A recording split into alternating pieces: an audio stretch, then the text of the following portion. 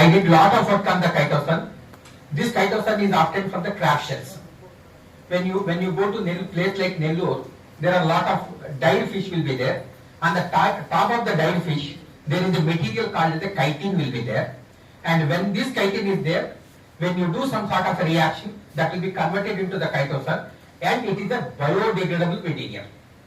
And when we are going to talk about the non-biodegradable polymers, we are going to get from the petrochemical waste. Then these biopolymers are going to degrade, whereas these non-biodegradable polymers are not going to degrade. And eco-friendly and functionalization flexibility is there with the biodegradable polymers. And when you are going to see the biopolymers, this can be further classified into natural polymers or renewable polymers, or from the synthetic polymer. You can also make the polymers from the synthetic type, that is the lactic acid type. Next. And though there is a lot of advantage with the biodegradable polymers, still people are going to use the non-biodegradable polymers because the durability is the most important thing. Biodegradable polymers doesn't have that much of durability. Then the long-term utilization is also one of the important issues. Then superior performance. Obviously, these non-biodegradable polymers, when you talk about ready-made, when you talk about synthetic, obviously the performance of these materials are good.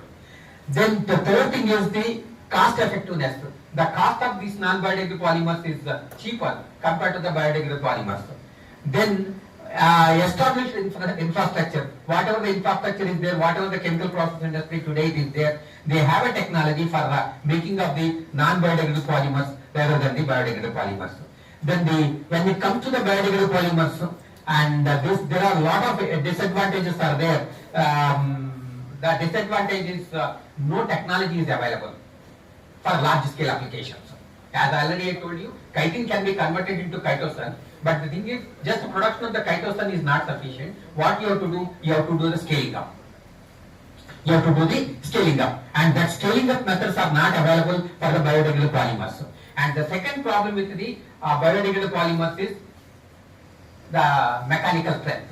The mechanical strength is very poor with the non-biodegradable polymers. So you have to increase the strength of this what you call it is the biodegradable polymers. So durability, compactness, flexibility, cheaper, all these things are good for the non-biodegradable polymers. Obviously, we are human beings, always try to find the less resistant path when you are going to talk about the any application. So that is the reason, though we say so many things, but still the public is interested about the non-biodegradable polymers because of the things mentioned here. Next.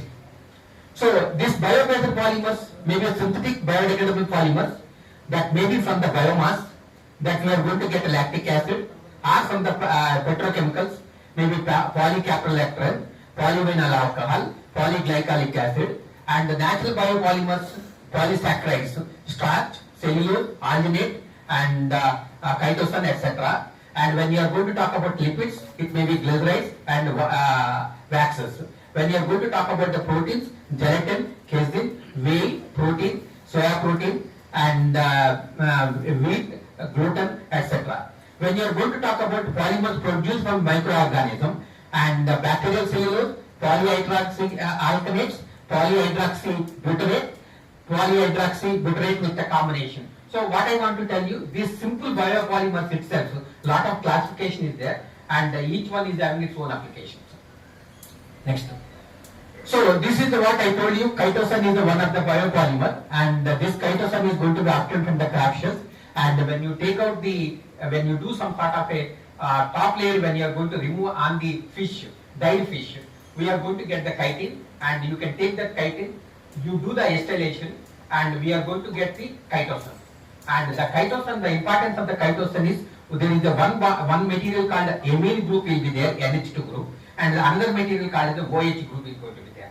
When we are going to talk about the gelatin, this is also obtained from the crab shells, and we do lot of steps here, and when you are going to do these steps, we are going to get the gelatin. Next. So, and the polyhydroxyalkanates that we are going to get from the biomass, and we do reutilize, and finally we are going to get polylactic acid. This is having a lot of application, and this we are going to get from the food waste. This we are going to get from the food waste. And this polylactic acid, when you do the fermentation, we are going to get a lactic acid, and lactic acid we are going to have, then we are going to convert into polylactic acid, then we are going to do the injection molding, then we are going to get the PLA film. PLA film, and again this PLA film can be used for the food packaging industry. Our Padmaja here, she is from the Satsai University, and they are working on the making of the different packaging materials. And one important thing you see, we are going to start with the food waste, and finally we are going to end up with the food waste. We are going to start with the food waste, and finally we are going to end up with the food waste. Next. So as already I told you in my inaugural speech, there are a lot of applications are there. Pharmacy applications, microcapsules, micro and nanospheres, hydrogels, lipogems. And when you are going to talk about medicinal and biomedical applications, implants, skin tissue, biosensors, and membranes. This is what my interesting topic and my area of interest. In the membranes, maybe as already I told you, there will be a synthetic membrane, or there may be membranes called the natural membrane, or human body is one of the natural membranes. And we are not going to discuss much about the natural membrane. We are going to discuss, in the rest of the story, we are going to discuss about the synthetic membranes, which are used for the various applications. And the packaging and food applications, we have edible film, coatings, emulsifiers, biodegradable materials. And when you talk about the cosmetics, in the cosmetics also we are going to use the biopolymers, maybe oral care, skin care, mucous membrane care. And when you are going to talk about the delivery of agrochemicals, biosorbents, soap absorbents. So there are plenty of applications are there, and how best we are going to build these polymers for different applications is the most important thing. Next. And maybe I think he light here.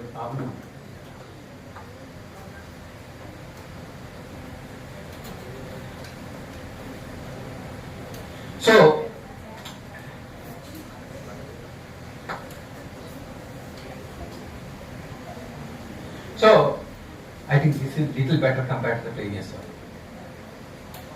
So we have a different types of biodegradable polymers, maybe polylactic acid, starch-based bioplastics, polyhydroxyalkanates, cellulose-based biofilms, polybutylene adipate terephthalate, polycaprolactone, and emerging materials like scytoscan, seaweed, and mycelium. Various sources we mentioned here. What is the applications also, packaging applications we have mentioned, and what are the bags that we are going to use. All these bags are made with these packaging materials, food packaging materials, or maybe for packaging applications we are going to use this polymers. And degradation is another important thing. Just using a biopolymer is not important, then how to degrade it. And when you are going to talk about polylactic acid, we are going to do the industrial composting, and the starch-based one, home and industrial composting, and the PHA, soil and marine compost, and the readily compostable cellulose-based, industrial composting, slow degradation, and compostable biodegradable. And this is the way we are going to get the polymer from the fermentation process. Again, you do the photosynthesis. Again, we are going to get the same polymers. Next. And control drug release, and this is the one important thing. Whatever the tablet that we are going to take into the human body, and when you go to the doctor, he says for every 8 hours you have to take the tablet, maybe every 12 hours you have to take the tablet. That is, he is going to mix the drug with the different types of excipients. And one of the excipient is the biopolymer.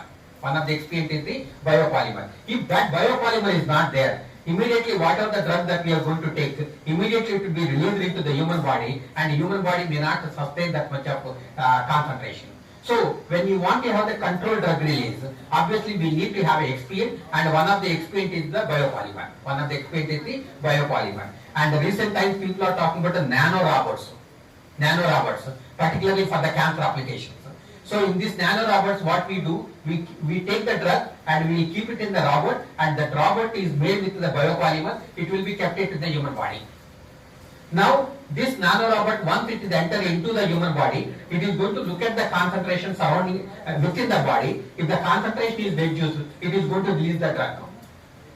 Suppose if you are earlier, when you are going to talk about the chemotherapy, you are going to take the drug at one time, and a lot of energy that is going to be released, and the human body cannot sustain to that much of energy. That is the reason falling of the air, maybe the face gets pale, very fade color and all those things. But because of this nanorobots, because of the developments in the biopolymers, we are going to develop a nanorobots, and we are going to inject the nanorobots into the human body. And once if you are going to inject a thing into the human body, so it is going to look at the concentrations as a function of time. Accordingly, it is going to release the drug, and energy liberation is also going to be less. Once energy liberation is going to be less, the human body can sustain to that. So when you are going to talk about the controlled drug release, the kinetics is important thing. How fast the material is going to be released. And recent times when you go to the doctor, earlier I am suffering with BP, let's say, every 8 hours I have to take a tablet. But now I can take a tablet after 24 hours. That is not because of the research in the drug, that is because of the research in the experiments. And one of the experiments is the biodegradable polymers. Right? So, ability to degrade into non-toxic byproducts, sustained in the target drug delivery, and wherever in recent times now, one more latest method that is going on. You suppose that if I have the pain on the my finger, I have to give my drug only to the finger, not to the entire body. I have to give the drug only to the finger, not to the entire body. So, what we need to have a targeted drug delivery. This is also another important thing. Enhance the patient's compliance, and the objectives of the polymer modification.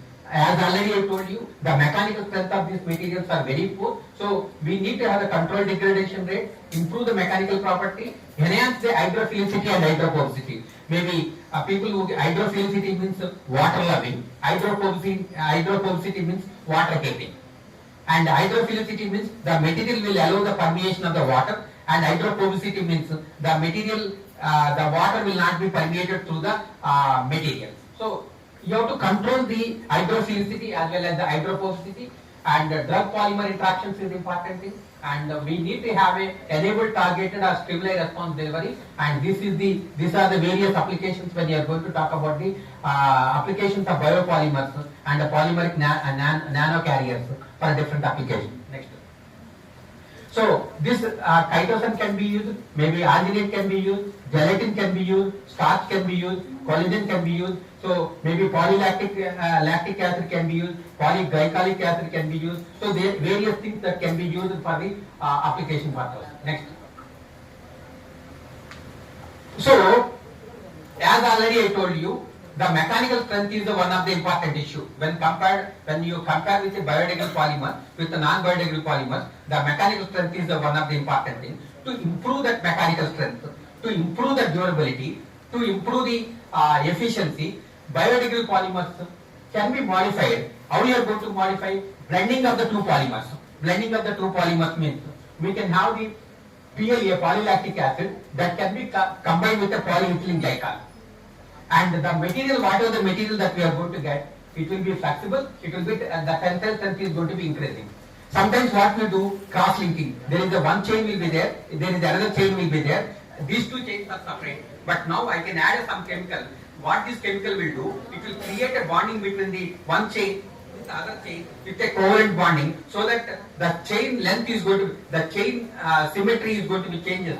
That is what we call it as a cross-linking. That cross-linking may be a chemical cross-linking or just a physical cross-linking. The rigidity will be increasing, stability is going to be increasing. For example, if you have a polyvinyl alcohol, which is a synthetic biopolymer, polyvinyl alcohol, which is a synthetic biopolymer. So when you are going to talk about this synthetic biopolymer, when you want to, this synthetic PVA is soluble in the water, Just you can take a polymer, you put it in the water, it dissolves in the water at 60 degrees centigrade, and it will not form a solution. So to increase the stability, what we can add some cross-linker. When you are going to add the cross-linker, we are going to get very good solutions. Then nanopillars. This is the recent times people are talking about nanopillars. The purpose of this nanopillars to increase the strength. The action of the nanopillars is to increase the strength. Maybe the friends who are in chemistry department, earlier we are talking about organic chemistry, but today we are not going to talk much about the organic chemistry. We are going to talk about the inorganic chemistry. Again, maybe 1960s we are talking about inorganic chemistry, but now we went back now again, we are going to talk about inorganic chemistry. The inorganic chemistry is basically with the zeolite molecules. With the zeolite molecule. What is this zeolite molecule? Silica will be there as a backbone. Silica will be there as a backbone. So because of this silica, the rigidity will be improved, whereas the carbon molecule, like organic molecules, the rigidity will not be much. So what we can do, we can make the different types of the nanofillers, and these nanofillers can be added to the biopolymer. The strength will be increasing, the thermal resistance is also going to be increasing. Because we are not interested about the withstanding of the material for 80 degrees centigrade or 90 degrees centigrade. The material should withstand to 150 degrees centigrade. This is the one of the mistakes generally what we are going to do. We are a fashion not to carry any box to get a sambar from the hotel. What we do, just we go with empty hands, and what he does, he will put a sambar in some carry bag, and he will just put a rubber band and he will give it to you. By the time you bring it back to your house, then what will happen? Some of the polymer is leached into sambar. Some of the polymer is leached into the polymer. So, because the material, there is some solubility of the polymer into the art material at 80 degrees centigrade. What we have to do? We have to increase the thermal resistance. How you are going to increase the thermal resistance? By adding a nanofillers. What are the nanofillers? Various types of the inorganic materials can be added as the nanofillers. When you add these nanofillers, the temperature resistance is going to be increasing. Then grafting of functional groups. Suppose, like maybe deep chemistry may not understand. We have a OH molecules, we have NH molecules, we have different types of molecules are there. So we can add that functional groups to the polymer to increase, to change the polymer, and copolymerization. And what we can do, we can combine the two polymers. That will tunable degradation and a crystallinity to increase the strength, and surface coating, maybe surface durability, fiber reinforcement, load bearing, and annealing. Annealing is nothing but slow heating and slow cooling. Maybe I have the polymer. Slowly I am going to heat the polymer to maybe 150 degrees centigrade. So because of this slow heating and bringing back to the normal temperature, again by slow cooling, the configuration of the molecule is going to change. Once configuration of the molecule is going to change, the structural integrity is going to be increasing. Next. And these examples of modified polymers, maybe we have a chitosan improved for the solubility and stability, PLA with surfactant, silated polymers, pH sensitive cellulose derivatives, and this modifications enhance polymer functionality, enable effective drug delivery system, and smart polymers for the personalized medicine. Next. So this is the another important topic of today, that is about the circular economy, and already I have given one example what our honorable CM is going to say. Right, just day before yesterday, he visited Tirupati, and he went to some waste management industry, and he found that they are taking that waste and converting into some diesel, and he said, this is the thing that is not known to me, no one has brought it to my notice, right? But the thing is, we are talking about waste. Once upon a time, waste is a waste, but now today waste is a health. And just during my graduation days, 1990, staying near to the sugar industry is going to become very, very difficult.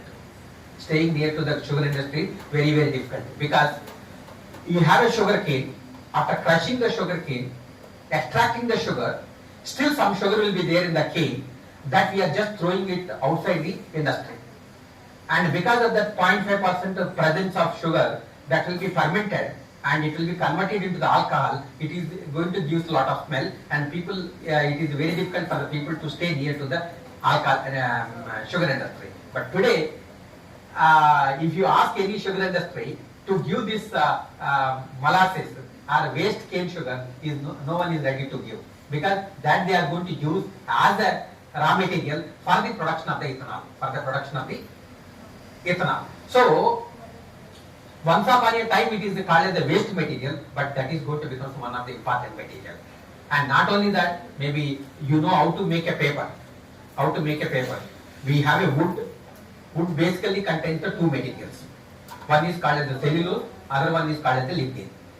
And the cellulose is used for making of the paper, and the lignin is the waste material. And we have cellulose and lignin are bonded together in a wood. What we do, we add some chemicals. What are the chemicals we are going to add? We are going to add some sodium hydroxide, maybe we are going to add some sodium sulfate, then into the wood and do the cooking. When you do the cooking, cellulose is not soluble in the sodium hydroxide, whereas the lignin is soluble. Cellulose will come out as a one layer. We take out that cellulose and we use it for the making of the paper. Other material, the lignin, is solubilized into the sodium hydroxide and sodium sulfate, and it is going to come out from the plant in a black color, that we call it as a black liquor. And the black liquor contains 35% of the solids and 65% of the water. This cannot be thrown into the flowing river, because once if you are going to throw into the flowing river, it contains sodium hydroxide, sodium sulfate, lignin, and the presence of the lignin is going to increase the BOD, and the presence of the sodium hydroxide and sodium sulfate will increase the COD. So what this industry has to do, they have to do some technology, they have to use some technology to recover the sodium hydroxide and sodium sulfate from the black liquor, and they have to reuse it. And what they do, they use the evaporation. Evaporation means just water evaporation. The rest of the three materials will be there. What are the three materials? Sodium hydroxide, sodium sulfate, and lignin. They will take it to the incinerator. Incinerator means just burning. When you take it to the incinerator, the lignin will burn, because it is boiling point temperature is only 400 degrees centigrade. Sodium hydroxide and sodium sulfate is not going to burn, because the boiling point temperatures are 1100 degrees centigrade. So lignin is going to be converted into lignin ash. Lignin is going to be converted into lignin ash. So this lignin ash, if you are not going to handle properly, it will be escaping into the atmosphere. We have started a problem with the water pollution problem. We are going to end up with a air pollution problem.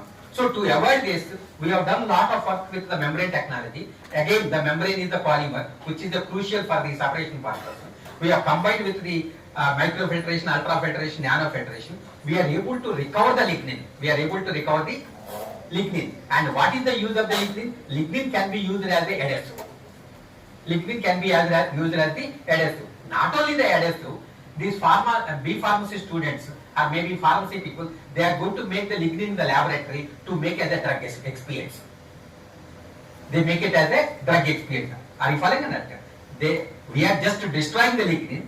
In the pharmacy industry, they are going to make the lignin to make the drug expiates. So instead of that, if we can recover the lignin here and this lignin can be utilized there, obviously the problem is going to be solved. So once upon a time, the pulp and paper industry is going to create a water pollution problem and air pollution problem. Today, the pulp and paper industry is not going to create any pollution issues. That is because of the waste management. And not only that, when I was doing my bachelor's degree, if I go to any pharmacy industry, if I ask for the job, they will give the hint stating that if you are going to join in a pharma industry, your lifetime is going to be reduced by 5 years. Your lifetime is going to be reduced by 5 years, because various types of the chemicals that are going to be expelled into the atmosphere, and it will be spoiling the environment, and we are going to breathe those materials, and obviously if you are going to work in a pharma industry, your lifetime is going to be reduced by 5 years. Later what happened, they used to dumping this waste material. They will dump in the ground. Wherever you go to the pharma industry, wherever you are going to dump, wherever you are just going to dig, you don't find the soil, you are going to find the waste. But today, the pharma industry, no waste is going to be dumped. No waste is going to be dumped. So that is what the circular economy. In the case of circular economy, the whole technology, what is that? Take the material, make the material, use the material, the waste is going to be generated. That is what we call as the linear economy. That is called as the linear economy. Today, we are going to talk about recycling economy. In case of recycling economy, we take the material, we make the material, we use the material, waste is going to be generated, and the waste that maybe after using it, some material can be recycled, and ultimately waste is going to be generated. That waste is going to be disposed. The third thing we are going to talk about, take the material, make the material, use the material, maybe recycle it, maybe return it, or repair it, reuse it, and ultimately we are going to see no waste is going to be generated. That is what the circular economy. And today the government of Andhra Pradesh is emphasizing a lot on the Swachhandra 2047. In the Swachhandra 2047, one of the agenda point is the circular economy. And if any one of us can contribute to the circular economy, any one of us can contribute to the circular, maybe Satyanarayana 2047, maybe you can feel that God has given opportunity for us to become engineer, and this engineer can do a lot of things for the society. So this circular economy is important thing, and already I told you two examples. One is about the sugar industry, and maybe another example that I told you about the pulp and paper industry, and where we are going to convert the linear economy into the circular economy. Linear economy into the circular economy. And you need not surprise, there will be some BTech course in the recent next 2-3 years. There is a course on BTech in the waste management. BTech in the waste management. Next. So when you are going to talk about these biodegradable polymers, it is having a packaging materials, and maybe polylactic acid, PHA, starch blends can be used for the agriculture films and food packaging applications. And maybe horticulture department you can use, maybe biomedical applications you can use, and implants, sutures and drug carriers, biomedical application. Maybe consumer goods and electronics you can use these materials, maybe cutlery, maybe straws, mobile covers, etc., etc. And just when it is a straw, just I want to give you one example for the straw, right? The way we are exploiting our nature, the future generation may not find a good air, good water. And maybe not now, 20 years back itself, Korean company has developed, a small Korean boy developed a membrane straw, that straw, whatever the straw that we are, he has developed a membrane straw. The purpose of this membrane straw, you take a water from the lavatory, toilet, take it in a bottle, put this straw. This straw is not a simple straw. This straw is made with a biodegradable polymer. And when you suck the water, the waste water will be remains. The very good water goes into the void. This is not a new thing now we are talking about. This is 20 years back technology. Okay, and now we are fortunate enough, we are staying in a country like India, where we have still natural resources. If natural resources are going to be depleted, obviously we have to take that type of water. There is no other way. So this consumer and this is where straws and other things, this is going to play an important role. Next. 3D printing and manufacturing. 3D printing, manufacturing, and 3D printing is now again one of the order of the day now. And before producing a product, we want to see the three-dimensional model. We want to see the three-dimensional model. And when you want to see the three-dimensional model, and we need to have the polymers. We need to have the polymers. And one of the polymers earlier people are using is the synthetic polymers. Once if you are going to use the synthetic polymer, if I can make the bottle, if I make the bottle with this synthetic material, and once this is not coming as per my expectation, I have to throw it out. Again I have to change some program in the 3D printing. Again I have to see the product. If I am not getting in my expectation, I have to throw it. If it is a synthetic polymers, and we are going to generate lot of waste materials by the time you are going to develop your product.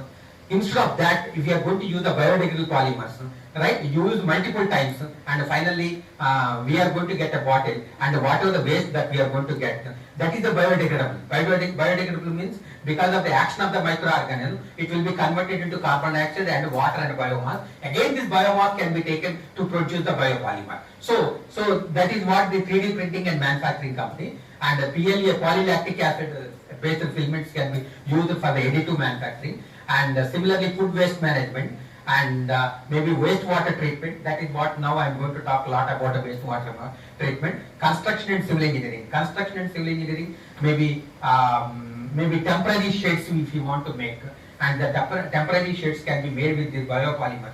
After maybe shed is made and you utilize it, if you leave it for some time, maybe after a couple of years, that will be degraded and nothing is going to happen to the environment. Otherwise, what you have to do, you have to take out that material, you have to throw somewhere, and this is going to give a lot of problem. Then textile and fashion industry, biodegradable fibers and fabrics, reduce microplastic pollution, compostable garments and accessories. Next. So, biopolymers for the membranes. That's what I already told you. The membranes is the one of the important thing, and maybe during the corona second wave, during the corona second wave, people have suffered because of the lack of availability of the pure oxygen. Where from you are going to get the oxygen? This oxygen we are going to get from the atmospheric air. What is this atmospheric air? 79% of nitrogen is there, 21% of oxygen is there. If a patient is, person is a normal person, then our nasal system, our lung system is so good, and it can take the both nitrogen and oxygen. The lungs can separate the oxygen, lungs can separate the nitrogen. Nitrogen is going to come out, oxygen will go to the different parts of the body. There is no problem. If you are suffering with some patients, some disease, your lungs are not good enough to separate that oxygen and nitrogen. For that, we need to have around 40% of oxygen. If further patient condition is worst, that is what we are calling as the ventilators. And what we need to have 100% of oxygen. Where from you are going to get this 100% of oxygen? We have 79% of nitrogen, 21% of oxygen is there. We are going to use some separation process. What is the separation process we are going to use? We are going to use a separation process called as a cryogenic distillation. What is cryogenic distillation? Low temperature operation. Going to high temperature operation is easy rather than going to the low temperature operation. Going to the high temperature operation is easy rather than going to the low temperature operation. So the cryogenic distillation is the technology that is available, but because of the energy and other things, we have other technology called as the membrane separation process. In the membrane separation process, we are going to use the barrier. The barrier may be having affinity with nitrogen, the barrier may be having affinity with the oxygen. And because the oxygen is in low concentration, it is better to remove the oxygen rather than removing the nitrogen. So we are going to use the barrier. What is the barrier? The barrier is the polymeric membrane. What is this polymeric membrane? It may be biodegradable polymer or it may be non-biodegradable polymer. So this biodegradable polymer we are going to take, and we are going to take that polymer is having affinity with oxygen. Oxygen is going to permeate through the membrane and it goes to the other side of the membrane, and we can increase the concentration to 40%, 50%, 60%, whatever the concentration. So we have done one project for BHL Bangalore, because they have a secondary job of making up this membrane for the various applications, and we have done for the CO2 nitrogen separations from the atmospheric air. So one of that is the one application. Similarly, the water purification system. Maybe we can survive without a mobile phone, but we cannot survive without drinking a mineral water. Maybe 90s again, when I was doing a bachelor's degree at Usman University, the government of Andhra Pradesh established 5 plants in the coastal region, particularly in Guntur and Prakasam district, where the water is so salty and they are unable to drink that water. So they have established the RO technique, reverse osmosis plant, for providing the drinking water. But today, whatever the thing we talk about, everything is a mineral water. In every house we are going to have the mineral water plant. So when you are going to talk about this mineral water plant, the membrane is the crucial. How we are going to make that membrane? Based on that, maybe if you are going to see this water bottle, the cost of the water may be 4 rupees, maybe 10 rupees. Out of the 10 rupees, 6 rupees is going for the bottle, 4 rupees is the water cost.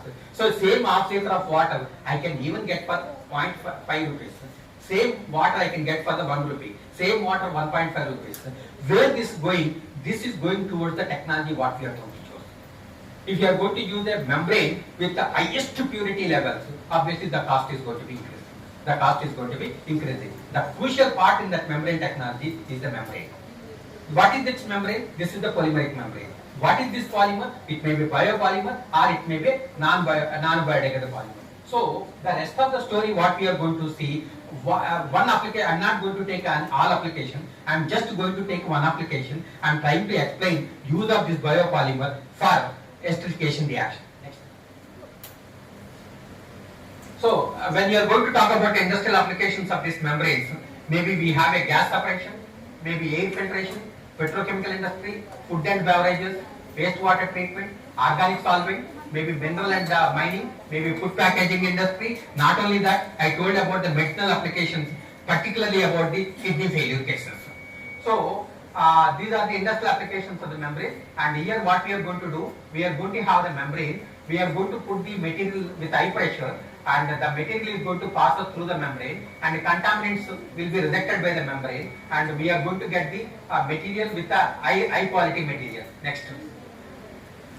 So various types of membrane process we have: reverse osmosis, pressure driven membrane separation process, reverse osmosis, nanofiltration, ultrafiltration, microfiltration, and concentration driven membrane separation process, dialysis, as already I told you, dialysis, then gas separation, already I told you gas separation, pervaporation, this is what I am going to discuss with you, and the liquid membrane. Then another thing is called the electrodialysis, and third last class is the membrane reactors. So two examples we'll take now, reverse osmosis and pervaporation, and we will see how to explain them. Next. And various applications of these membrane processes: microfiltration, ultrafiltration, nanofiltration, reverse osmosis, pervaporation, gas separation, dialysis, and electrodialysis. And try to remember, Sar is talking about the polymers, and where he is going to talk about the membrane separation process. The crucial part of membrane separation process is membrane. Without a membrane, you cannot have any membrane process. And without a membrane process, this society cannot survive. That is one example already I told you, water problem. Next. So, conventional separations, like you know, in the house we are using evaporation. When I want to get a water without salt or maybe the microorganism, whatever it is there, if you want to remove that, we are going to use the evaporation. Maybe if you go to the industry, they are going to use the distillation. So that is called the conventional separation process, and these are called as the membrane separation process. What is that? High capital cost. Distilled water, I think maybe you know, when we don't have the mineral water, people were just heating the water, and they are getting the water, they are drinking that water. So that is the conventional separation technique. And when you are going to talk about membrane process, that is high capital cost and low capital cost, energy intensive, economical, separating agent and its recovery is required, no extra agents we are going to add here, large space requirement, it is a compact, control and maintenance, easy operation and maintenance, it is going to pollute, it is environmentally clean, and it is hazardous, and it is safe. Next. And though we have several advantages to the membrane process, why people are not going to use. And one of the thing is, there is a thing called the concentration polarization. For example, here, if you see, this is the membrane, here we are going to take the field solution. Example, water. Example is water. What is the water contains? Sodium chloride plus water. When you take this membrane, the water will pass us through the membrane. The sodium chloride will be rejected by the membrane. Once the sodium chloride is going to be rejected by the membrane, the sodium chloride on the membrane is going to be increasing. Once the sodium chloride concentration on the membrane is going to be increasing, the back diffusion is going to take place, and this problem is called as the concentration polarization. And the second thing is low membrane lifetime. Low membrane lifetime means whatever the RO modules that you are using in your house, maybe every 1 year or 2 years, you have to buy with a new membranes. What we feel, instead of buying this membrane, I can use some evaporation technique, right? But there, what is the thing that we are going to do? We are going to spend some money on the energy. We are unable to understand how much of energy that we are going to spend, because the electricity bill is going to come for every month. Whereas when you want to purchase a membrane, for every 1 year you have to spend meaningful amount of that, So the low membrane lifetime, that means every 2 years or 3 years you have to replace the membrane. The selectivity or the flux is more or less low, and upscaling factor is more or less linear. What is this upscaling factor is more or less linear? The mathematics people can understand. I have a menu. I go to the restaurant. If I order for this menu, and he says maybe one person if I am going to order, he says 200 rupees that plate of meals. Suppose if you say I want to order for 100 people, maybe you will come down to 150 rupees. If you say for 200, maybe you will come for 125. Suppose if you say 1000 rupees, 1000 people, he may come down to for 100 rupees. If you say 2000, maybe you will come down now to 99 rupees. If 3000, 98. So when you are going to see this thing, it is called the non-linear mathematics. What is that? As the capacity is increasing, as the capacity is going to be increasing, cost per plate is going to be decreasing. Cost per plate is decreasing. Like this, it will go like this. అర్థమైందా లేదా? మన capacity పెంచుకుంటూ పోతూ ఉంటే cost per plate is going to be decreasing and it will attain to saturation. This is the non-linear mathematics. And here, whereas in case of membrane processes, this is non-linear mathematics is not going to work. Whether you are going to order for 1,000 people or 2,000 people, the cost will be remains constant. So these are the problems, these are the drawbacks that are there in the membrane separation process, though it is having its own advantages. Next. So this is the thing that maybe you have studied in your 8th class physics class, right? I have two chambers. Here I have two chambers. This is the pure water. This is the salt water. This is the salt water. This is the pure water. And here I am going to put a membrane here. The red one is the membrane. So when you are going to bring these two chambers in contact, here the salt concentration is more. The water concentration is less here. Here the water concentration is more. The salt wants to move from the higher concentration to the lower concentration. The water wants to move from the high concentration to the lower concentration. But this membrane is called as a semi-permeable membrane. Semi-permeable membrane. What is the semi-permeable membrane? It allows only the smaller particles. It will not allow the passage of the larger molecule. Though there is a concentration gradient is there, these salt particles will not pass through the membrane here, but water molecules are going to pass through the membrane here. So what will happen? After some time, the water level is going to be decreasing here, the solution level is going to be increasing here. So what is going to happen? This is a natural process, and this natural process we call it as the osmosis process. The natural process we call it as the osmosis process. And when you are going to look at the osmosis process, the pressure at this chamber is low and the pressure at this chamber is going to be high because of the static pressure. There is initially that levels in the two chambers are same, but after the end of the osmosis process, there is a difference in the pressures, and this is called as the osmotic head. And here, what we are going to do, we are going to apply high pressure higher than the osmotic pressure. We are going to apply the high pressure higher than the osmotic pressure. So when you are going to do, instead of water traveling from the high concentration to low concentration, the water is going to move from the low concentration to the high concentration, and that is called as the reverse osmosis. That is the basis for all membrane process. That is basis for the all membrane process. అర్థమైంది లేదా? Any reverse osmosis మీరు ఏదైనా మాట్లాడారంటే what we are going to do, we are going to apply the pressure which is higher than the osmotic pressure, so that the material is now moving from low concentration to high concentration rather than moving from the high concentration to the low concentration. And this is what you have learned at maybe 8th class or 9th class, and that is the basis for all your mineral water applications. And the crucial part here, again here, just emphasizing the crucial part here, is the membrane is the crucial part here. If the membrane is not properly designed, membrane is not having a good material, then the things are going to become worst, and the cost of the water is basically depends on the type of the membrane that we are going to use. The cost of the water is basically depends on the type of the membrane that we are going to use. If the good membrane, if you are going to use, it will not allow any passes of the waste materials. Obviously the cost will be more. If you are going to use the poor membrane, impurities also will pass out through the RO membrane, and the cost will be little cheaper. During the process, in the recent times, maybe just because the purpose of this workshop, FDP, is to enrich the faculty with some knowledge in the water purification also. For the sake of purification, we are removing all minerals. If minerals are not there, our body cannot sustain. And what we need a mineral concentration somewhere around 150 TDS, total dissolved solids. We need a water of 150 concentration. Because of this membrane process, whatever the water that is present here now, the TDS is around 25.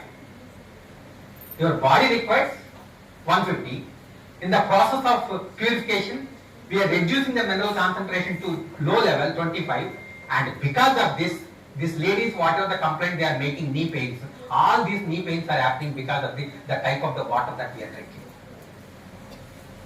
All these problems are coming only because of this knee pains. When I was the principal at Anantapur Engineering College, I can adjust the TDS concentration.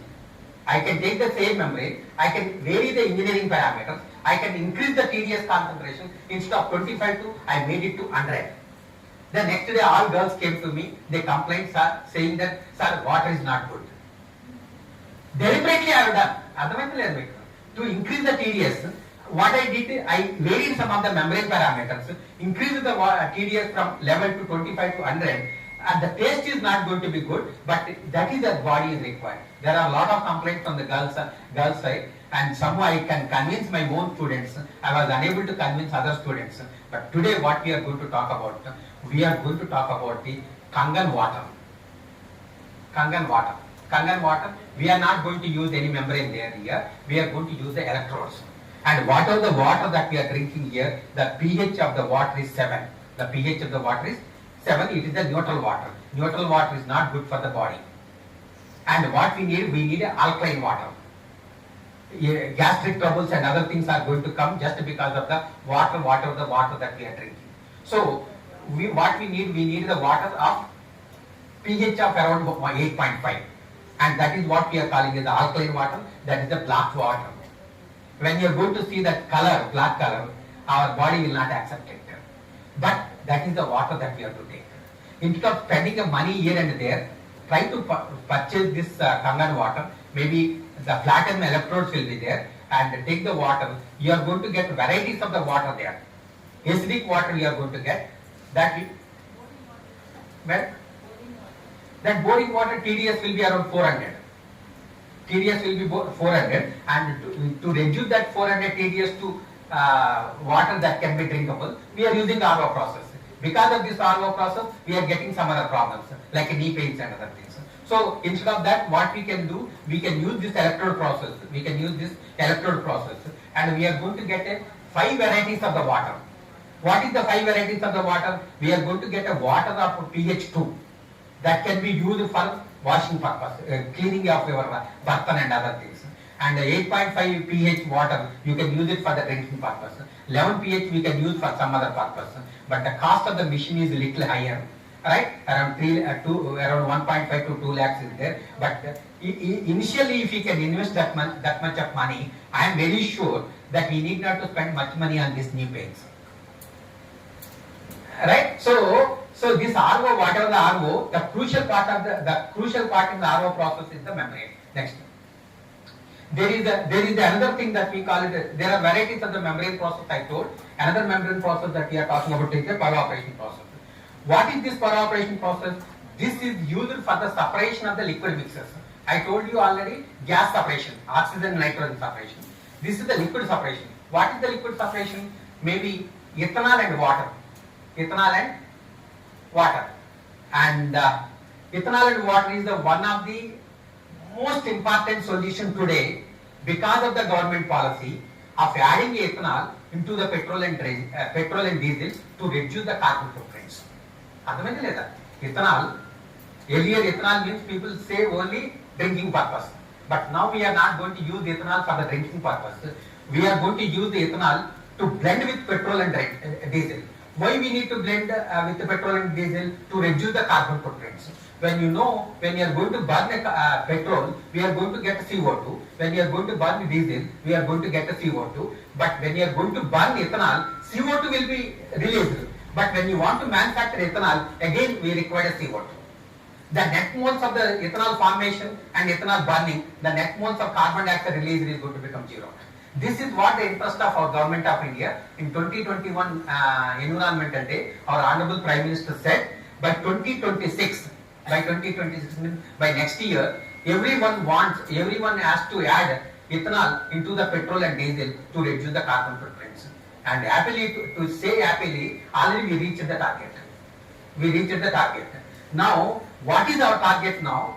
We want to go, what is the model that is the Brazil model? What is the Brazil model? They are now, in the Brazil, 25% of the vehicles, they are only running with ethanol. 25% of the ethanol vehicles, they are running with ethanol. So that is what the interest of the government of India now. And in the last 2 years, 3 years, if you are going to see, Andhra Pradesh itself, there are more than 10 ethanol plants.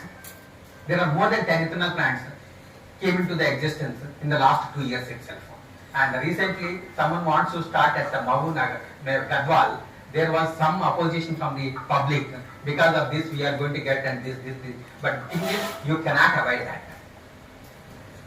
Right. So in this case, we are going to take a liquid solution.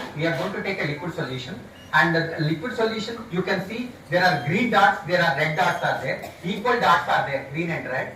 And now when you are going to take that barrier, that is the membrane is having a affinity with the red dots, green dots. More number of green dots are absorbed into the membrane and will go through the membrane, and on the other side you can see lot of green dots and red dots will be there on the upstream side, and this is called as the pervaporation. Pervaporation means permeation and vaporization. Permeation through the membrane, then vaporization on the other side of the membrane, used for the separation of the liquid solution. And here the membrane again is the crucial part here. The membrane may be hydrophilic membrane, the membrane may be hydrophobic membrane. The membrane may be hydrophilic membrane, the membrane may be hydrophobic membrane. This hydrophilic membrane may be biopolymer or may be non-biodegradable polymer. There are, as I told you, there are some advantages with the biopolymer, there are some disadvantages with the biopolymers. Next. So there are a lot of applications of the pervaporation is there, and one more example I will tell you for the pervaporation.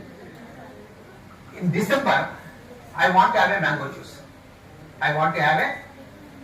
Mango juice available in the form of Maaza, but the taste of the Maaza will not be the same as original mango juice. But customer wants pure mango juice. So to answer this pervaporation is one of the good technology. What is the technology that we are going to talk about? When you take the juice, any juice, basically it contains around 85% of water, 14% of the sugars, 1% is the aroma compounds. 1% is the aroma compounds. What is this 1% of aroma compound? If you talk about the apple juice, there are more than 300 components are present in that 1%. More than 300 components are present in the apple juice. And 85% water, what we can do, we can remove with the evaporation. So we are going to be left over with the sugars, aroma compounds, what we are going to expect. But this aroma compounds, when you do that evaporation, along with the water, this aroma compounds also will evaporate. And ultimately, we are going to have a juice. That juice will not have all the aroma compounds which is present in the original juice. So maybe we are drinking that. We are not going to drink a mango juice. We are not going to drink an apple juice. We are going to drink some other juice. But the customer wants a pure mango juice in the December also. Now a small country like Sweden, they are doing a lot of innovations in this pervaporation process. The purpose of this pervaporation process, they use the hydrophobic membrane. The purpose of this hydrophobic membrane will remove all the aroma compounds which are present in the juice. It will come to the other side of the membrane. Previous one. Here we are going to take a juice, right? All the aroma compounds, it is the hydrophobic membrane. All the aroma compounds will pass through the membrane, and finally on the top side we are going to be left over with sugar and water. And the evaporation can be done. You are going to be left over with sugar. Whatever the aroma compounds you have separated, that can be added to the sugar, and you can store it. And whenever you want to drink, you can add some water and you can drink it. I am very sure, we are going to get a very tasty mango juice, whatever the type of the mango juice that we are going to get it in the summer. So for that, what we need to have the membrane which is of hydrophobic membrane. This hydrophobic membrane again may be biodegradable polymer or it may be non-biodegradable polymer. Obviously, the biodegradable polymer is having its own advantages than the non-biodegradable polymer. Next. So this is the same thing what we are going to talk. Next. So this is what I told you about the sugar industry. Whatever the sugarcane molasses is there, that will contain around 5 to 1% of the ethanol. When you do the fermentation, we get around 10% of ethanol. And the 10% of ethanol is not sufficient to add into the petrol and diesel. What we have to do, we have to separate out the water. What is the thing we are going to use? We are going to use the column called a distillation column. But what is the problem with the distillation column? We can separate the ethanol and water. we can separate the ethanol and water from 10% concentration to 95% concentration. Ethanol and water from 10% concentration to 95% concentration by using a distillation, but at 95% concentration there is a strong bonding between the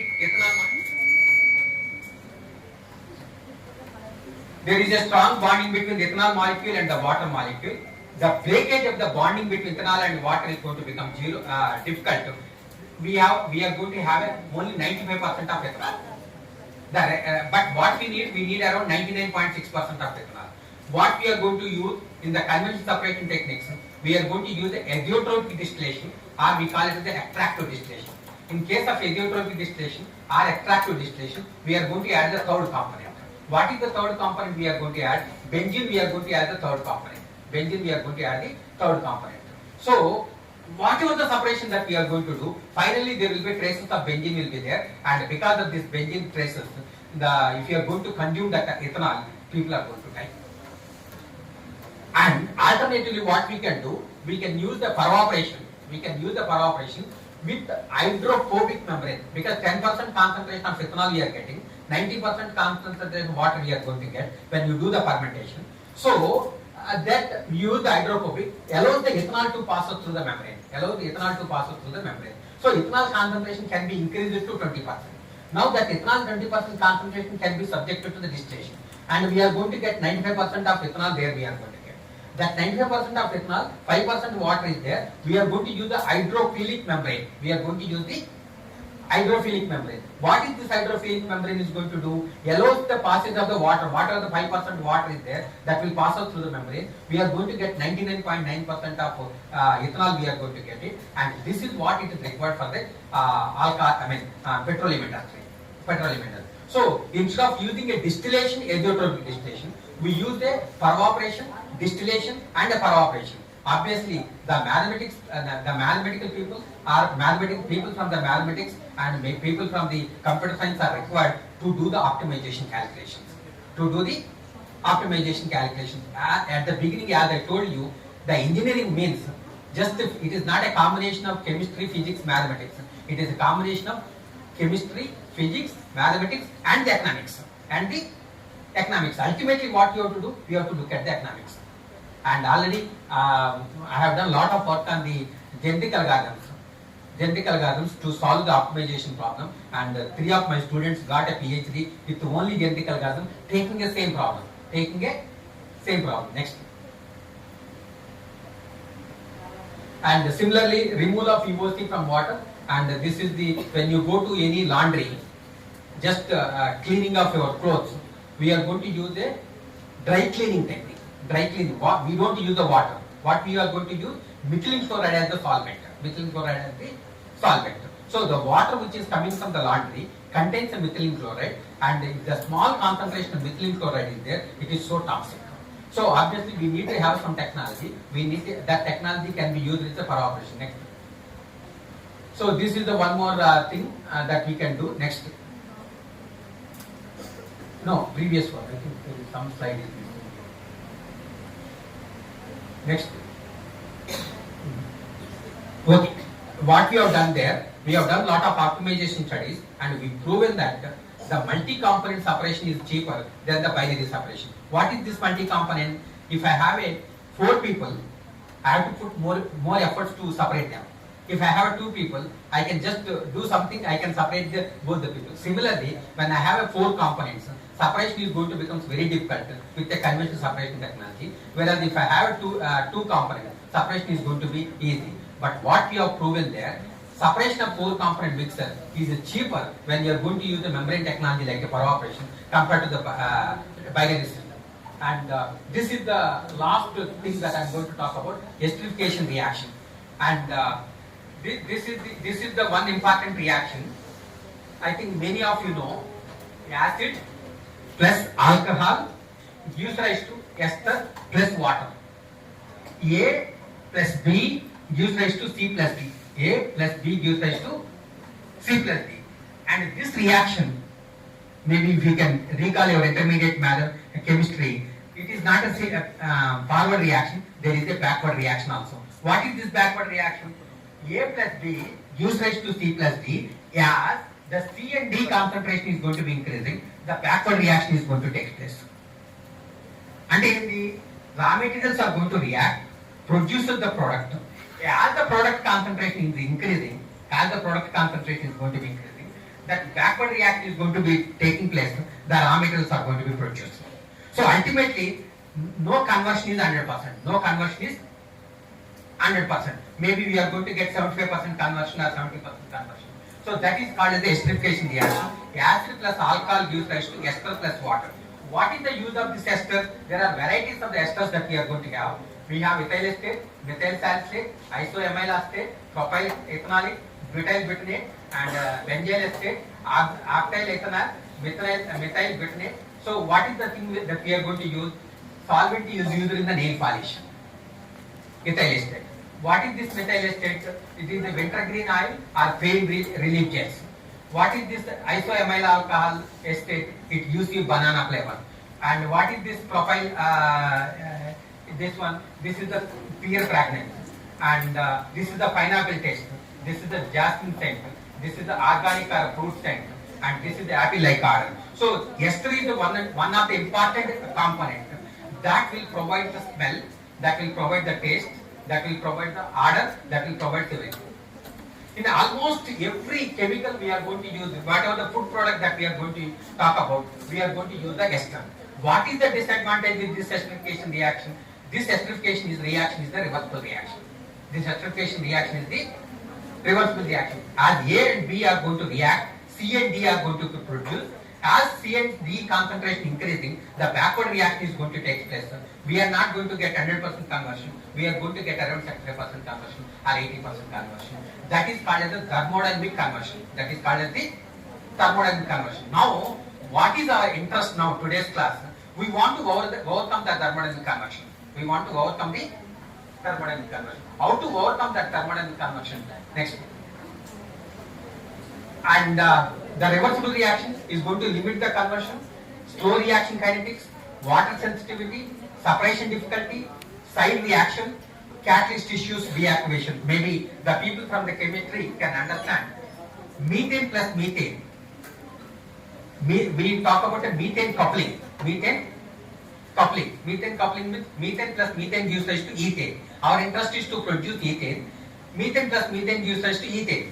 Simple problem is simple, but in the practically, methane plus methane is not only going to give you ethane, it gives you ethylene, it gives you propylene, it gives you butane, it gives you butylene. There are n number of reactions that we are going to get, n number of reactions we are going to get, but our interest is only ethane. This is called as a multiple reactions, and simple methane molecule controlling the chemistry is going to become one of the difficult tasks.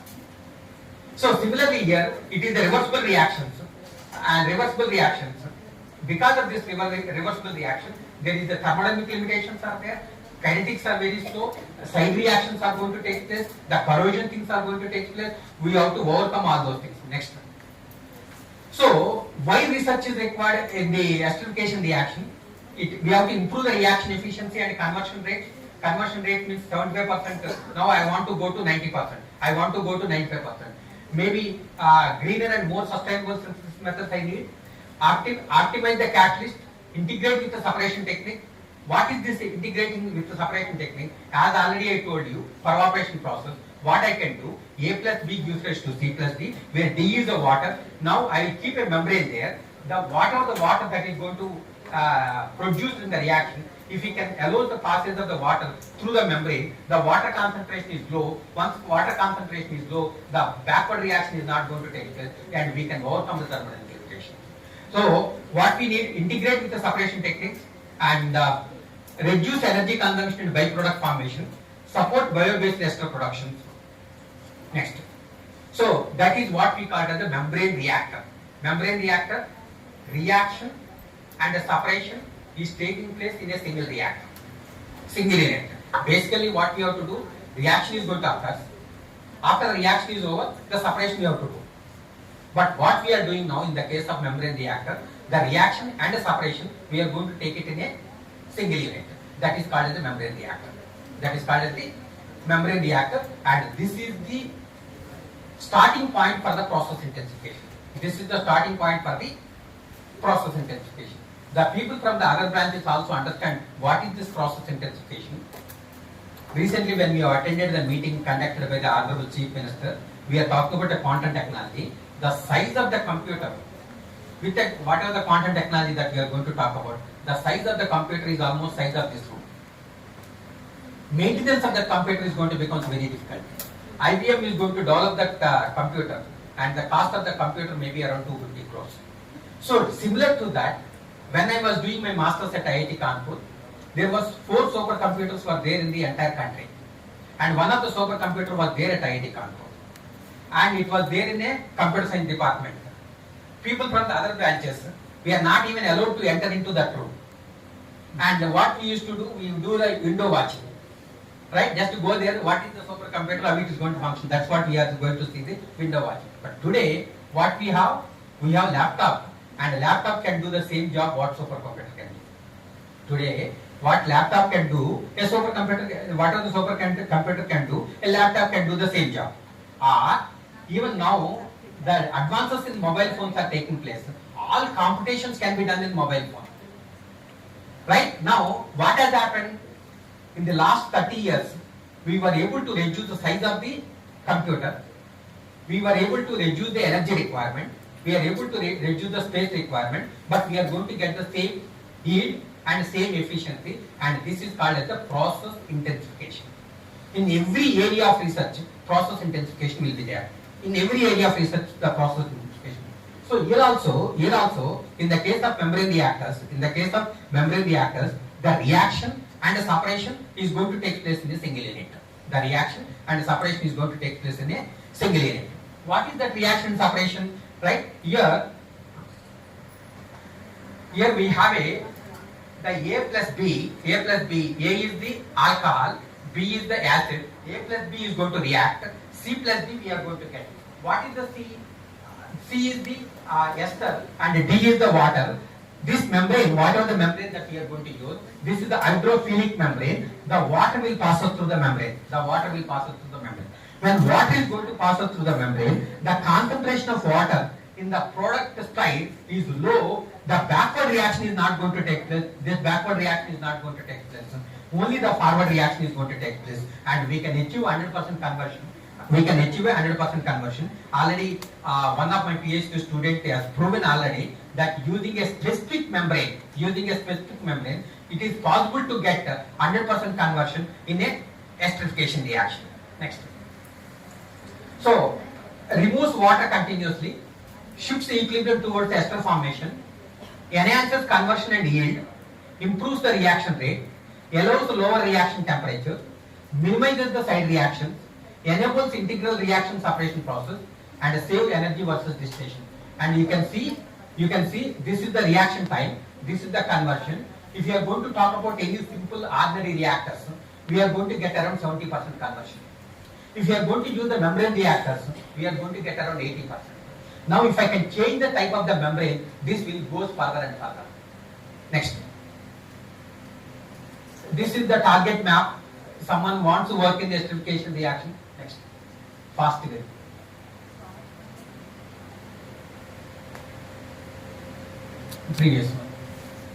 Previous.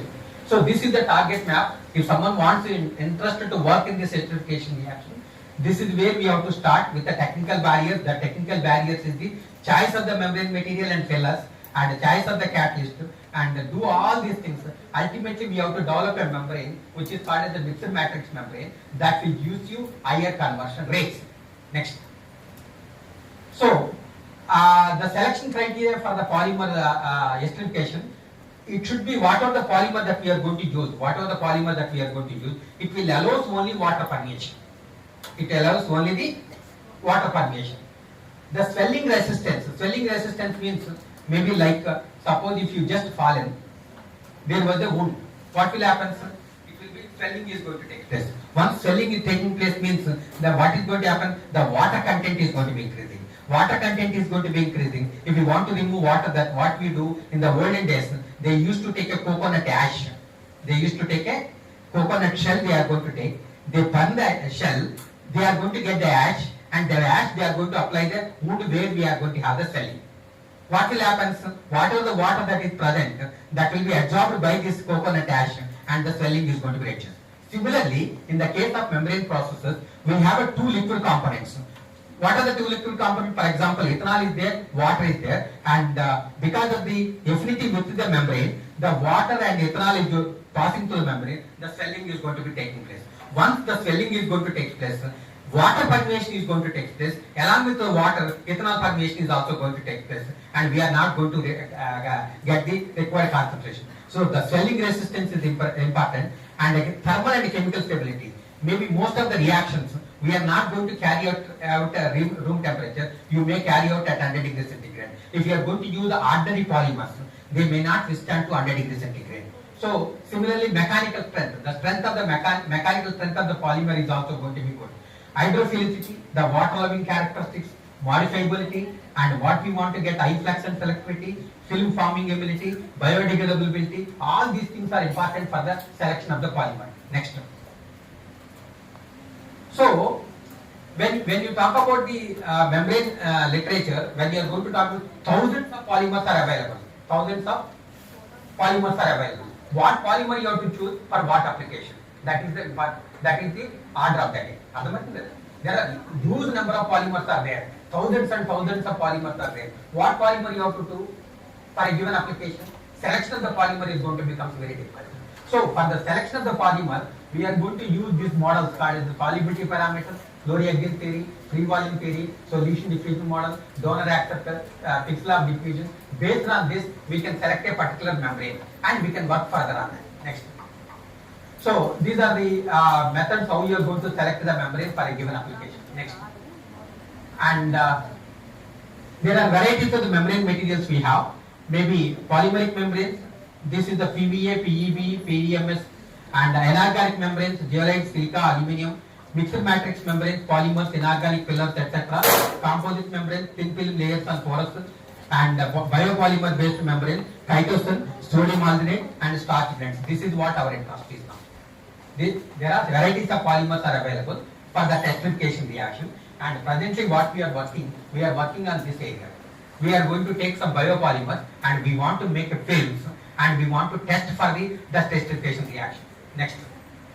So that biopolymers, chitosan, sodium alginate, cellulose derivative, polylactic acid, starch based polymers, and application, there are a lot of applications are there. Next. So, and this is the synthesis of chitosan membrane. In the synthesis of chitosan membrane, what we are going to do, the chitosan powder we take, we dissolve into the acetic acid. We are going to get a solution, and the solution we are going to take, we are going to cast it as a thin film, and after casting it, we are going to send it to the dryer, and where we are going to remove the solvent, and we are going to soak it, and ultimately we are going to get a very nice film. We are going to get a very nice film. So this is for the chitosan, maybe for that is for the polylactic acid. Next. And the challenges with the pure biopolymers, as already I told you, low mechanical strength. Mechanical strength is low, and excess to hydrophilicity or poor selectivity. Excess to hydrophilicity means lot of water loving will be there. Because of that, not only water will pass us, the ethanol also will pass us through the membrane, and the selectivity is going to be very low. Then low thermal stability, temperature maybe 80 degrees centigrade, 70 degrees centigrade it can withstand, but our interest is 150 degrees centigrade also. Then chemical instability, it cannot withstand to some of the chemicals. So next. So these are the type of the polymers that they are using: PDMS, PVA, chitosan, and sodium alginate, and other polymers. When you are going to look at PVA, this is the biopolymer. This is the synthetic biopolymer. And chitosan is the natural biopolymer. Synthetic biopolymer and natural biopolymer, and the sodium alginate is also a natural biopolymer. PDMS is the synthetic non-biodegradable polymer, and others, there are so many others are there. So when you are going to talk about membranes, most of the membranes that they are used for with the PVA. This is the synthetic biopolymer. This is the natural biopolymer. Next. So the purpose of this membrane modification: improve membrane stability, enhance water selectivity, increase ester yield, enable continuous and integrated processing, reduce energy consumption, develop membrane tailored to specific ester system, address fouling and long-term durability issues. Next.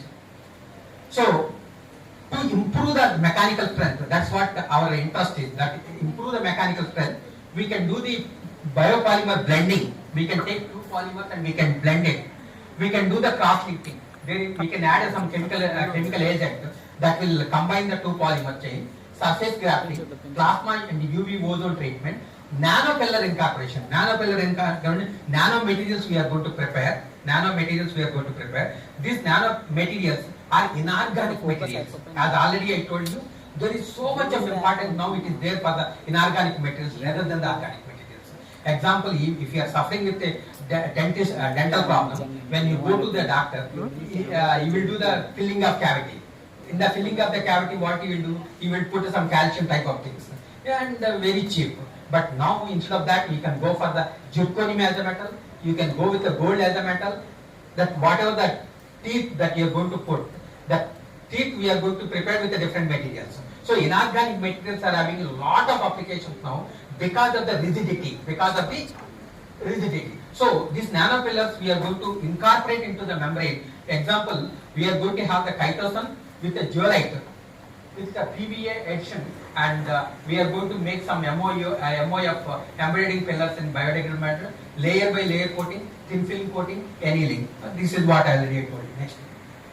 So there are various types of pillars we have: zeolites, metal organic frameworks, zeolite, imidazolite frameworks, oxide NPs, nanocarbons. Next. And how we are going to prepare these nanoparticles. Next. So this is the various methods that we are using for preparing a nanopillar. So now we prepare a nanopillar separately, then we will add it to the membrane matrix to improve the strength. Next. This is the pillar polymer interaction. Because time is not there, I just skip all this thing. Next. So various functionalization we are going to do. Next. This is the mixed matrix membranes we are going to make. This is the polymer matrix, and these are the dispersion pillars, and the temperature resistance we are going to increase. And I have undergone some training at University of Minnesota, which is the #1 university for the chemical engineering, particularly for the making of the zeolite membranes. University of Minnesota, we prepared a zeolite membranes, or we prepared a zeolite particles embedded in the polymer matrix for making of the mixed matrix membrane. Next. So there are various methods are there for making of the mixed matrix membrane. Next. These are the solution casting, phase inversion technique, interfacial polymerization, electrospinning. This is the pervaporation performance, how we are going to measure. One we are calling is the flux. How much of material that we are going to collect per unit area, per unit time. Just we take a membrane, we pass a material, we are getting some material. How much material we are going to collect per unit area, per unit time, that is called as the flux. Selectivity, what is the concentration on the upstream side? In case of fermentation process, we said 10% of ethanol will be there. On the other side, what is the concentration that we are going to get? Ratios of the concentrations of the components on one side to the concentrations of the components on the other side, we call it as the selectivity. And what we are interested to have a high flux, we are interested to have a high selectivity. But these two are in the opposite tendencies. If for a student, he wants to prepare in a less time, wants to get a more marks. He wants to prepare for a less time, wants to get a more marks. But these two are in opposite. What you have to do, you have to optimize it. What is the optimization that we are going to do? We are going to do the optimization with a parameter called as PSI, product of selectivity index. That is a flux and selectivity if you are going to combine. If you are going to get higher value, that will be a good membrane. Next. So various types of membranes we have done. There are the chitosan blended with the polyvinyl pyrrolidine. This is another membrane, chitosan. There are various types of membranes we have done. For ethanol water we have separated. We have used the different conditions, and we have got the membranes with the different characteristics. Next. If you are going to look at this is the important slide, because this is the basically results of what we have done. And if you are going to do polyion complex blend membrane, the strength is 72.29. Whereas pure chitosan, if you are going to take, this is 54.31. If you are going to take a sodium alginate, we are going to get 21.18. Just if we are going to compare these three parameters, the virgin polymers are having a lower strength than compared to the blended polymers. And at the same time, when you are going to look at this is the flux, this is the selectivity, this is the effect of feed concentration. As selectivity and flux are in opposite tendencies. But what we want to say, and you are going to make combining of these two, that will be a better membrane. Next. So here, this is the another membrane, that is a ZIF7 mixed matrix, chitosan ZIF mixed matrix membrane. If you can see here, this doping content, if you are going to vary, 0, 2.5, 3.5, 4.5, 6, and we are going to see the flux data, we are going to see the separation characters. If you are going to see the PSI is changing, and you are going to change the doping content. When you are going to change the doping content. And here also you can see, this is the matrix, this is with the mixed matrix membrane, this is the CS based membrane, this is the zeolite based membranes. And these zeolite based membranes are having a higher separation factor, higher flux compared to the chitosan based membranes, or maybe a mixed matrix membranes. And here also, if you are going to see, the glycerol rate concentration is going to change, flux is going to change, separation is going to change, degree of swelling is going to change. All these things are. You can look at this. The swelling ratio is also going to be decreased. Next. So this is the some sort of aluminum-rich zeolite beta incorporated sodium alginate mixed matrix membranes. And you can see the water percentage in the feed. And this is the ideal selectivity for the precipitate membrane, sodium alginate. This is the virgin polymer, and this is the mixed matrix membrane, having a higher selectivity, higher flux compared to the virginal membranes. Similarly, those are the drawings for that. Next. And here you can see water ethanol, when it is a pure, how the flux and selectivity, when it is going to be combined with various step materials, how the things are going to change. Next. So this is the last example, just to because the people from the mechanical engineering, or maybe anyone can understand now, methane cracking. Maybe in the olden days, 90s, methane is prepared with a cow dung. And what is the purpose of methane? Is one of the material which is going to produce the energy. The calorific value of this methane is a very low, around 60% burning rate, or maybe 65% burning rate. Instead of that, recent times what we are going to talk about, we can do the methane cracking. When we are going to do the methane cracking, we are going to get carbon monoxide or carbon dioxide plus hydrogen. And here we are going to use the membrane, which will allow the passage of the hydrogen, So now here carbon monoxide is there, plus hydrogen is there. This hydrogen is going to pass out through the membrane. On the other side, what we are going to do, 1 minute. So hydrogen is going to pass out through the membrane, and on the other side we are going to add the oxygen. Where from we are going to add the oxygen? From the atmospheric air. Hydrogen plus oxygen reaction is going to take place, and we are going to get the water molecule. When the water molecule we are going to get, the energy is going to be liberated. That energy is a chemical energy. That chemical energy can be converted into the mechanical energy or electrical energy. This entire thing we call it as the fuel cell. This entire thing we are calling as the fuel cell. The basic efficiency of the fuel cell is going to depend on the type of the membrane that we are going to use. That this membrane may be a biopolymer, it may be a non-biopolymer. If it is a biopolymer, it is having its own advantages.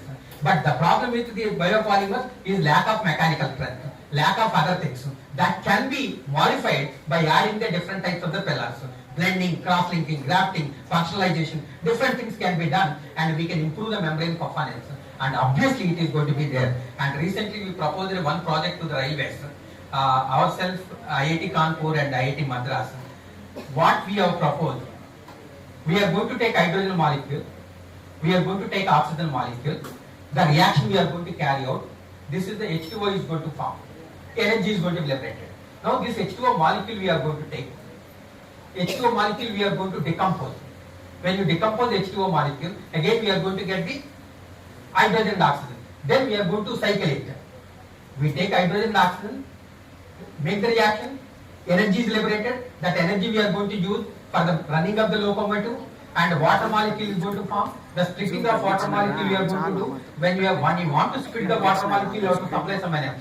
Where from you are going to get this energy? Maybe in the form of a solar energy, or maybe in the form of some other energy, and we want to break that we want to add the energy from there and again split the water molecule. This continuously takes place, and this is an integration process. And really the railways, they accepted the technology, but what they want immediate technology. What we have a technology of splitting of water molecule.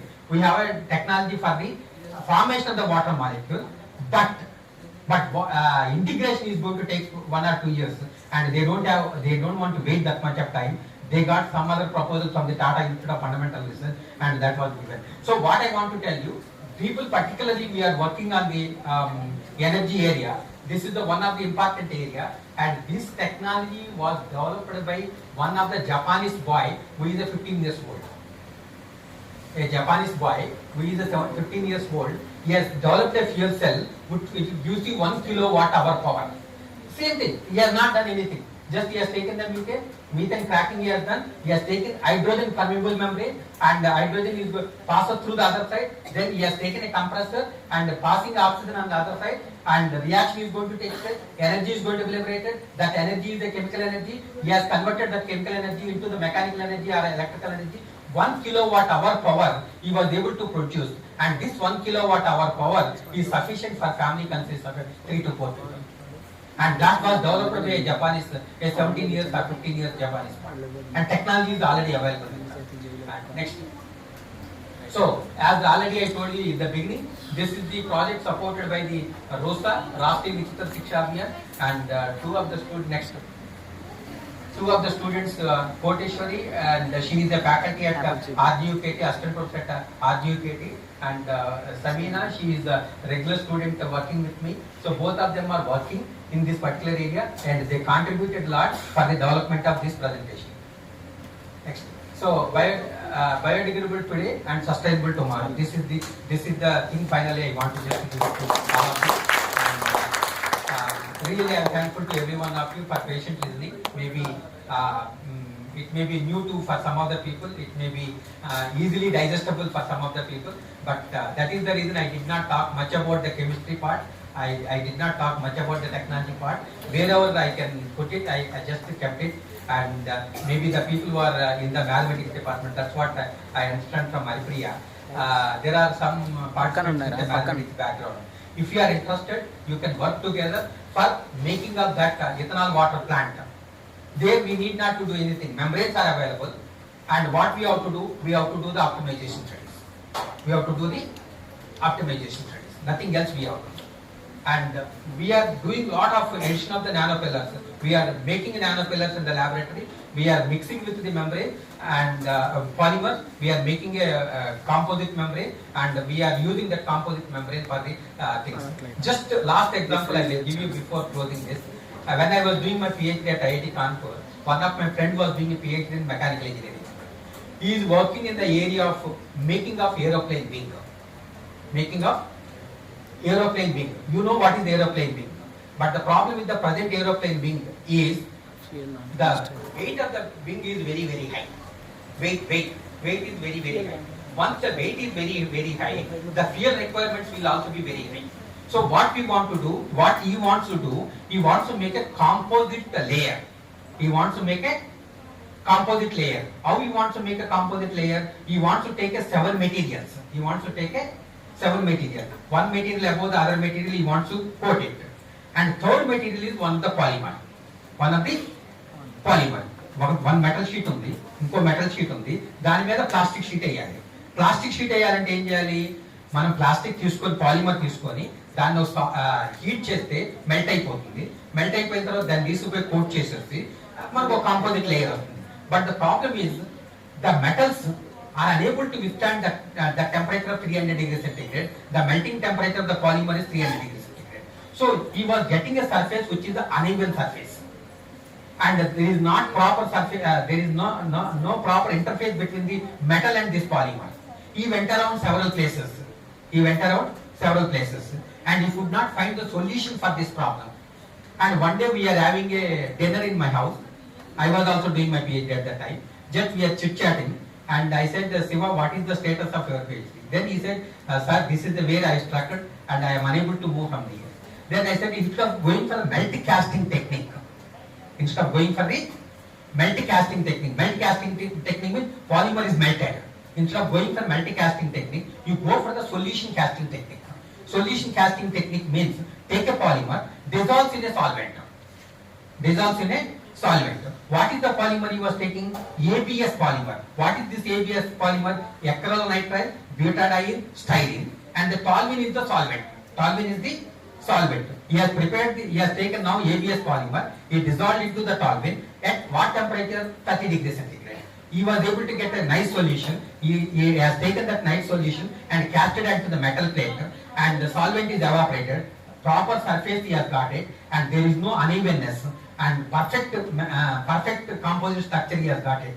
Then rest of the thing is testing a strength and other things, that is the difference. So what I want to tell you, one of the difficult area for the mechanical engineers is going to become the bread and butter for the chemical engineers. That is what the interdisciplinary nature of the subjects. And what you have to understand, maybe it is difficult for me, right? It is going to become an easy task for you.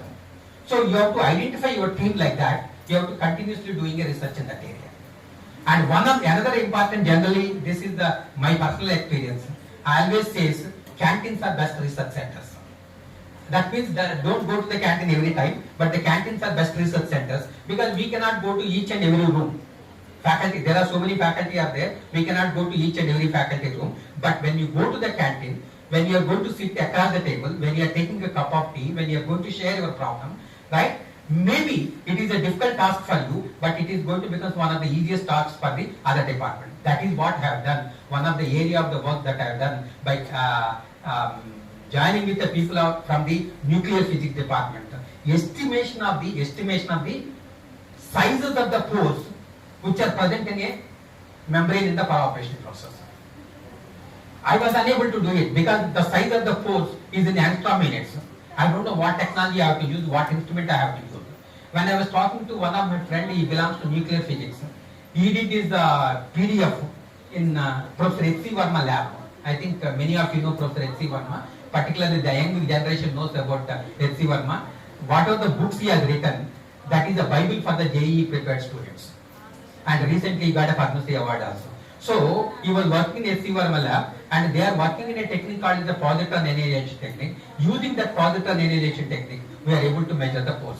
So because of our interaction during in some place, and it has helped me to complete my PhD. So what I want to tell you, there are all the courses, whatever we are talking about, these courses are interdisciplinary in nature, and maybe one of the great thing for the one branch is going to become one of the easiest thing for the other branch. So even for this biopolymers, in the beginning, whatever I told you, it is not alone, one person cannot do this thing. We need to have the chemistry, we need to have the physical chemistry, we need to have the polymer chemistry, we need to have the chemical engineers, we need to have the mechanical engineers, then we can come out with some biopolymer, then we have to think about the application for the various things. So I hope whatever the thing that I have told, maybe it will contribute something for your future research. And if any one of you are benefited with this 2 hours presentation, I will be the most happiest person in this world. Thank you.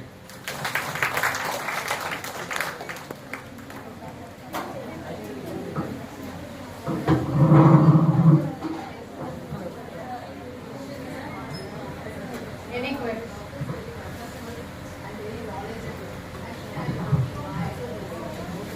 Actually, we are preparing hydrogens from seaweeds. The problem what we face is we can't able to maintain what you mentioned is film forming ability. What is the method you are using for film forming ability? You are mentioning film form. Yeah. What is the method you will be using there so that we can utilize for our work? I am working in Dr. NJR University, sir. Chennai Dr. NJR University as a research scientist. So basically, I am working for wound healing. Wound healing, sir. That is, we will be extracting the hydrogens from the seaweed and it will be given to the animals. At present, we are focusing on zebrafish model because zebrafish and we both have the humans have the similarities of 80%. That's why I don't want to go for the mammals or rat or whatever. First, I have to test with the zebrafish. So I want to know what is the method you will be using and what is the instruments and where you can able to use this. Hydrogen separation. Hydrogen separation. Hydrogen separation, even ICT Mumbai, they are working. Professor GD Yadav.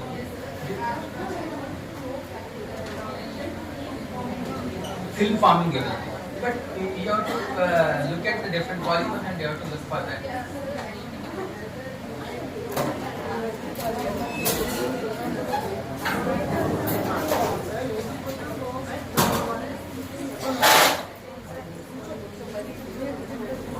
Just note down my number. Maybe we can discuss 98495 09167 and SV Satya 7. So we will discuss this. But if you can look at Professor G.D. Yadav from ICT Mumbai, he is doing a lot of research in the area of hydrogen. Varieties of the hydrogen he is producing.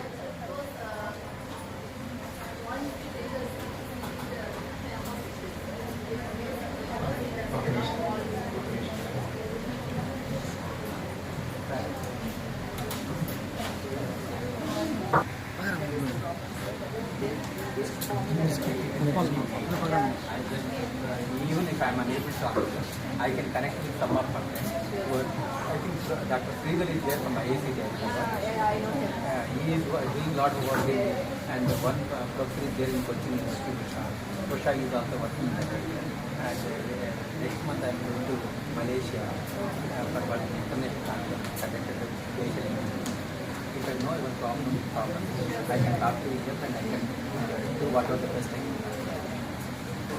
Sir, in this membrane modification method that you taught us, suppose a fouling takes place, then does this disrupt the membrane process? Obviously, there is fouling called a reversible fouling and there is irreversible fouling. If it is a reversible fouling, just simple washing can be done or back flushing can be done and we can remove the particles which are there on the membrane. If it is irreversible fouling, this solid particle goes into the pore and it will block the pore. It will not allow the further permeation. So that is the reason the lifetime of the membrane is only 2 to 3 years. So this fouling has to be removed. If it is a reversible fouling, there is So no that issue. is before the separation process. No, fresh membrane there will not be any fouling. As the membrane we are using continuously, the fouling occurs. That fouling has to be removed. If it is a reversible fouling, back flushing can be done. Instead of sending material from the top to bottom, you can send a material from the bottom to top. Whatever the material which is usually wanted will come out from the membrane and membrane gets clean. If it is irreversible fouling, we cannot do it.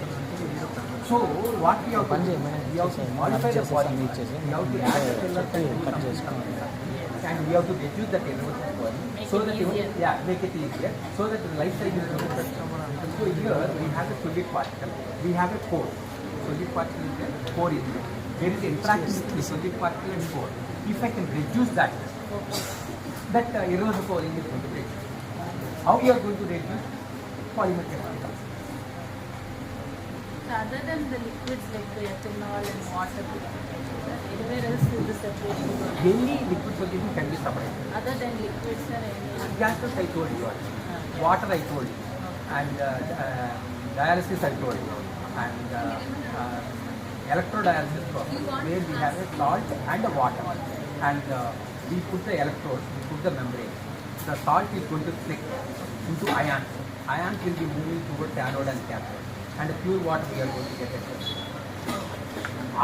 Electrolysis, in the electrolysis process, we are not going to get a pure, we are going to get a mostly pure water. The salt gets waste. But in the electrodialysis process, in one chamber we are going to get a pure water. In another chamber we are going to get a strong solution.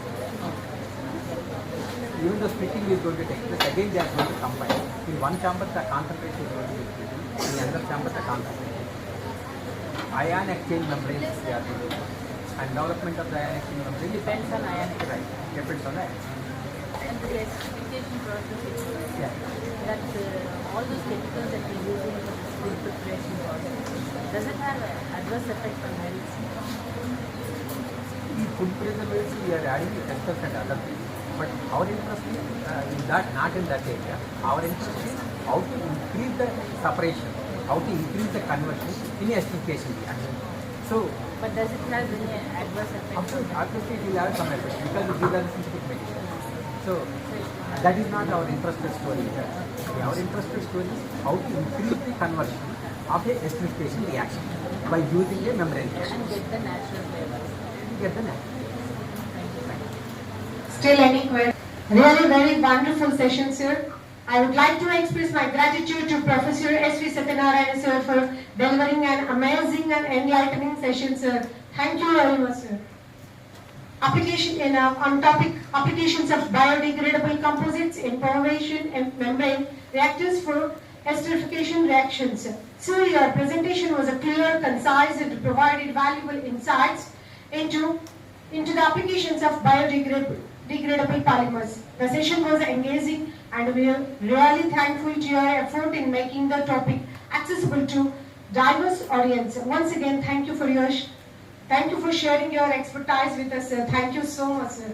Now I request our principal, sir, Dr. A. Sudhakar, sir, and the coordinator of this FDP, Dr. G. Haripriya ma'am, and along with various departments, HODs, and chemistry faculty, I request to please come on the dais and felicitate Professor S.V. Satyanarayana, sir. Sir, please come on the dais. Sir, Mohandas, sir. Pardon, sir.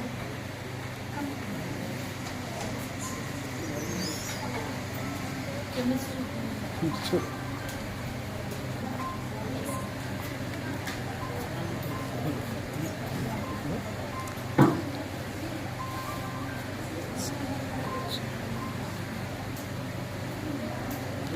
చేయబడతాను